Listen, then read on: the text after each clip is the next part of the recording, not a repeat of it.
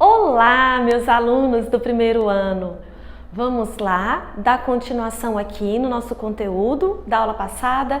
Nós estamos falando sobre o modernismo brasileiro, tá certo?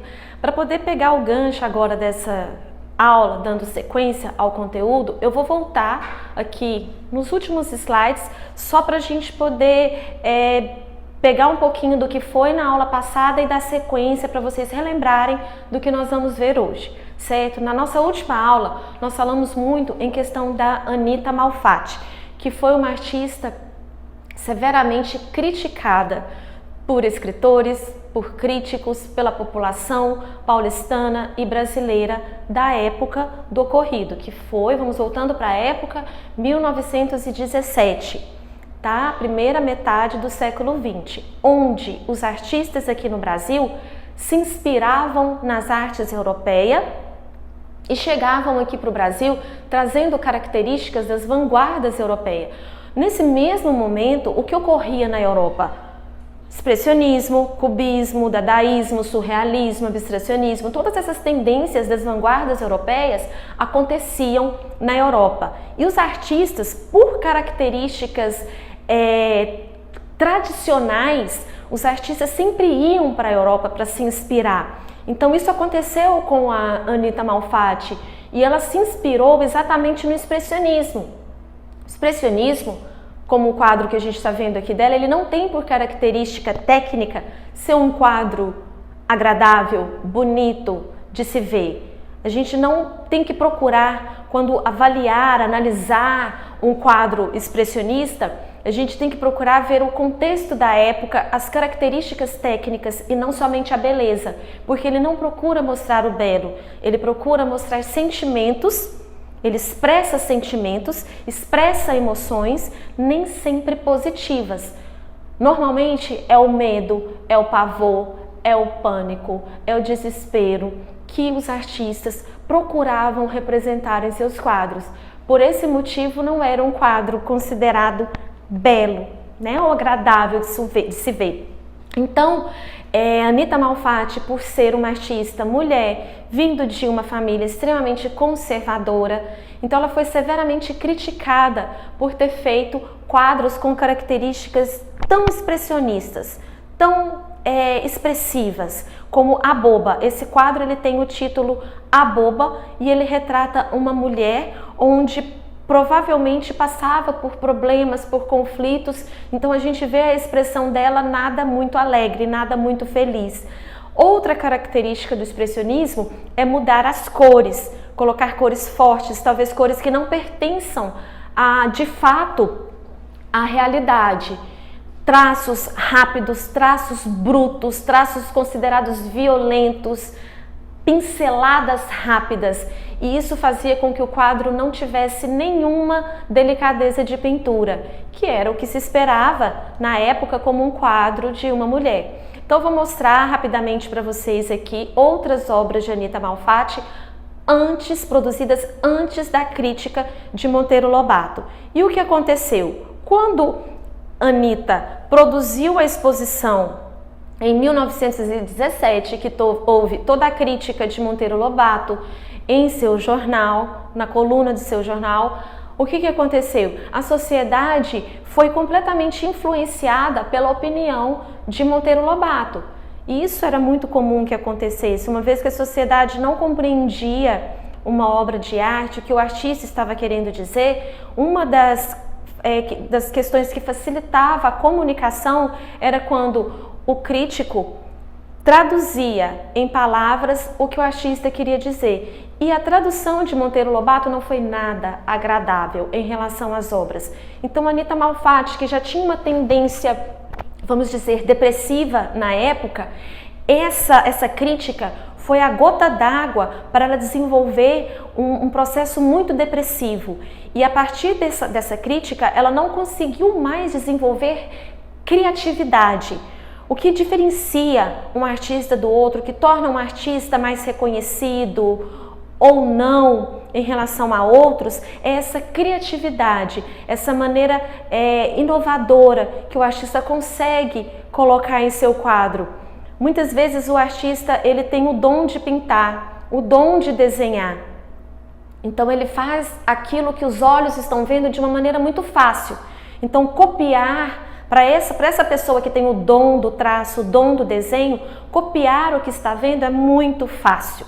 Agora o difícil é você criar, é você colocar em um quadro algo que está somente na sua memória, mas que você não está vendo. Então é você criar imagens na sua cabeça baseando em fatores, em elementos da sua memória que você conhece, lugares que você já foi, paisagens que você já frequentou. Então essa criatividade é que é difícil. E a Anita Malfatti, após essa crítica, ela bloqueou a criatividade e passou a pintar somente natureza morta. E aí, como eu expliquei para vocês, isso sensibilizou toda a sociedade artística, que na época eram todos amigos.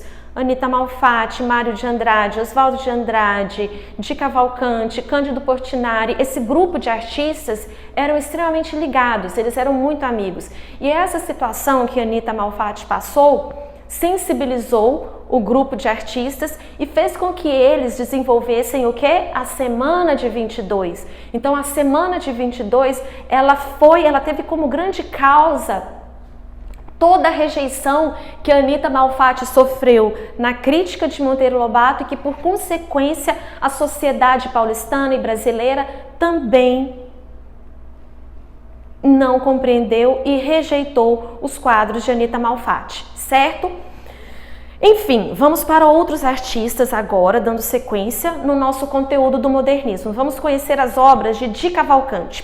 Di Cavalcanti, por ser um artista homem da época, ele não sofreu tanto preconceito pelas suas obras, até porque os seus temas agradavam a população carioca, a população nordestina. Por quê? Porque ele sempre representava a mulher brasileira no seu quadro. Os quadros de Cavalcanti representavam a mulata, a baiana, o pescador também, a pescadora. Ele sempre representava a figura da mulher brasileira em paisagens brasileiras. Então eram quadros que as pessoas se identificavam com mais facilidade. Então vamos conhecer aqui um pouco das características, quais foram os motivos de inspiração de Di Cavalcanti. Ele buscou a referência das vanguardas também no expressionismo e também no cubismo. Mas o que contribuiu por uma aceitação maior de seu trabalho foram os temas brasileiros, como por exemplo o samba, festas populares, operários, favelas, protestos sociais, o cenário geográfico brasileiro das praias, a estética que abordava a sensualidade tropical do Brasil, enfatizando diversos tipos da mulher brasileira. Ele usou cores brasileiras. Então tudo isso veio a contribuir. Então os traços estilizados que buscavam o expressionismo, que buscavam o cubismo, pelo fato da identificação do Brasil com as obras do Di Cavalcanti, fez com que ele tivesse essa aceitação melhor. Só que ele fez parte, sim, do modernismo e sim, fez parte de toda a organização e participou também da Semana de 22, junto com os outros artistas, mostrando nessa exposição à população brasileira o que deveria ser a obra moderna. Vamos em outras obras aqui do Di Cavalcanti. Então a presença feminina sempre presente, principalmente a mulata. Sempre ele procurava colocar proporções exageradas na sua representação da figura humana, tanto do homem como da mulher. Nada era cópia da realidade. Então eram figuras bem estilizadas, colocando exagero nas suas formas. As baianas, observem a maneira como ele geometrizou as formas, as frutas, a paisagem, as casas, a própria figura humana, as aves, o céu, nuvens. A gente vê muitas informações sendo colocadas no quadro, muitas figuras sendo colocadas, mas a gente vê a geometrização, a busca por uma interpretação mais cubista da obra, porque o cubismo, ele buscou referências geométricas em tudo que existia na natureza. Ele transformou elementos da natureza em formas geométricas. Então é essa uma das inspirações de Cavalcante. Cores fortes, cores muito vivas, como eu disse, traços geometrizados. Observem, gente, sempre a presença feminina, temas populares brasileiros, paisagens brasileiras. Esse é um dos quadros mais importantes da carreira de Di Cavalcanti, um dos mais marcantes, que ilustram livros e que também faz parte de muitas questões que eu gosto de trabalhar no ensino médio, que são questões de Enem. Esse quadro ele já foi cobrado algumas vezes em questões de Enem, em questões de vestibulares, sempre fazendo essa referência de modernismo, cultura brasileira, referência da cultura brasileira e de que forma ele colocou a cultura das vanguardas, as técnicas das vanguardas em um contexto brasileiro nos seus quadros. Dando sequência, e vamos para um outro artista, chamado agora Victor Brecheret. Esse artista, ele se enquadrou mais na área da escultura, certo? Suas esculturas também buscavam pela geometria da forma. Das suas obras mais conhecidas é o Monumento das Bandeiras, que se encontra no Parque do Ibirapuera, em São Paulo. Nesse momento em que nós estamos vivendo hoje, dessa pandemia toda, houve até um protesto em São Paulo recentemente, utilizando essa escultura, onde outros artistas contemporâneos, lógico com a permissão do Parque do Ibirapuera, colocaram máscaras em todas as pessoas nessa escultura. Então, assim, foi uma maneira de chamar a atenção da população para o uso das máscaras, do cuidado, enfim, trazendo referência de uma escultura feita um século atrás, aos dias de hoje, que é uma situação geral que o mundo todo passa. Enfim, falando das obras, então, das características de Victor Brecheret, como eu expliquei, ele geometrizou as formas, assim como muitos artistas modernistas que não faziam a cópia fiel da realidade. Sempre lembrando que o modernismo ele veio exatamente para isso, para romper com as características do passado, para romper com as características que eram consideradas cópia fiel da realidade. Então, a partir do momento que o modernismo pregou a sua nova arte, ele não voltou atrás. Então, toda a imagem da figura humana, paisagem, enfim, sempre levava para um lado mais de transformação da imagem, seja abstrata, geometrizada, mudando proporções, como o cavalo que a gente vê com formas completamente exageradas. Essa escultura ela é toda feita em mármore, granito, e se encontra então no Parque do Ibirapuera. É uma escultura gigantesca, uma pessoa com uma estatura mediana próxima a essa escultura não chegaria aqui à base dela. Então ela é bastante alta, ela tem aproximadamente de 5 a 6 metros de altura e no seu comprimento ela tem cerca de mais ou menos 15 metros, então ela é bem grande essa escultura. Outra escultura de Victor Brecheret. Então ele foi um artista que participou da Semana de 22 com trabalhos de escultura. Aqui vem colocando novamente para a gente as características do modernismo, que foi um esforço em busca de uma arte genuinamente brasileira, calcada nas tradições, na cultura e na religião brasileira. Então sempre colocando o povo brasileiro. Aqui é a musa, a grande musa do movimento modernista, Tarsila do Amaral. Agora, o que precisa ficar assim bem claro nas explicações para vocês é que a Tarsila do Amaral ela não participou da Semana de 22. Ela não estava presente no Brasil no momento em que ocorreu a exposição. Ela era uma artista modernista, mas no momento ela estava em uma viagem para a Europa. Então, no momento ela não participou. Ela faz parte do modernismo, mas não participou da Semana de 22. Duas artistas marcaram essa fase, que foi a Anita Malfatti e a Tarsila do Amaral, certo? A Anita com os quadros que geraram toda a polêmica e que desencadeou na Semana de 22 e depois, agora que nós vamos ver as características da Tarsila do Amaral. Vamos lá.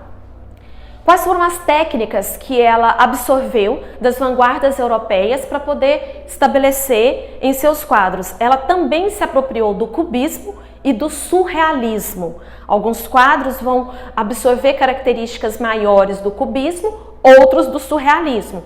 Aqui é um quadro que é o seu autorretrato, chamado Le Manteau Rouge, que é a manta rouge, né, nessa tonalidade roxa, um rosa que puxa para o lilás.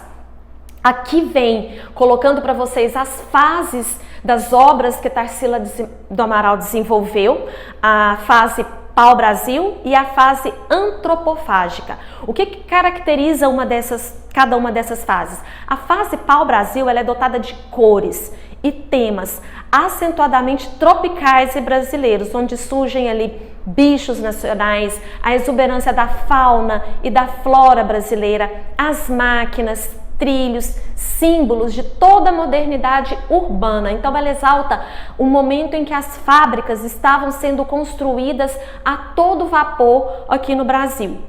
Já a fase antropofágica, ela propunha uma digestão das influências estrangeiras, como no ritual do canibal, que eu vou explicar para vocês o significado disso tudo, em que se devora o inimigo com a crença de poder absorver suas qualidades, para que a arte nacional ganhasse uma feição mais brasileira. Então, o significado disso, do antropofagismo, gente, que nós temos que colocar em uma visão artística, em uma interpretação artística. Se nós pegarmos a tradução, é canibalismo, só que é exatamente o que está sendo explicado aqui. Devora a arte europeia, todas as técnicas, todos os materiais inovadores que a arte europeia estava muito à frente. Então, nesse processo é devorar todas essas novidades da arte europeia, dessa arte inovadora, trazer ela para o Brasil,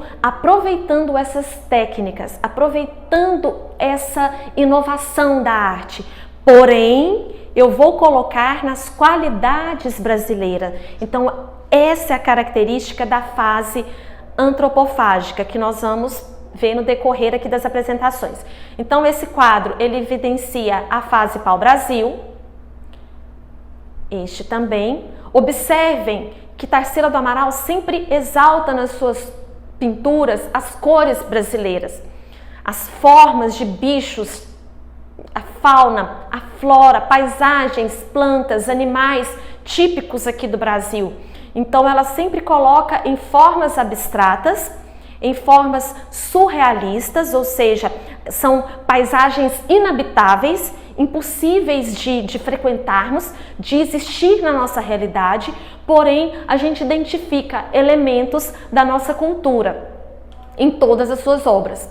Suas obras são extremamente valiosas. Aqui, de artistas brasileiros, a artista que tem o seu quadro mais valioso, que já foi leiloado em valores mais altos, pertence a Tarsila do Amaral, que foi este quadro Abapuru, e é o quadro que a gente vai encerrar o conteúdo da aula de hoje, porque na próxima aula a gente parte a partir daqui, desse quadro, dando sequência ao modernismo. Tá bom, pessoal? Eu espero que tenha ficado claro toda a explicação para vocês até aqui, que vocês tenham compreendido tudo. E na próxima aula vamos falar sobre Abapuru e o movimento antropofágico, tá bom? Se cuidem, pessoal. Fiquem com Deus e um grande beijo para vocês.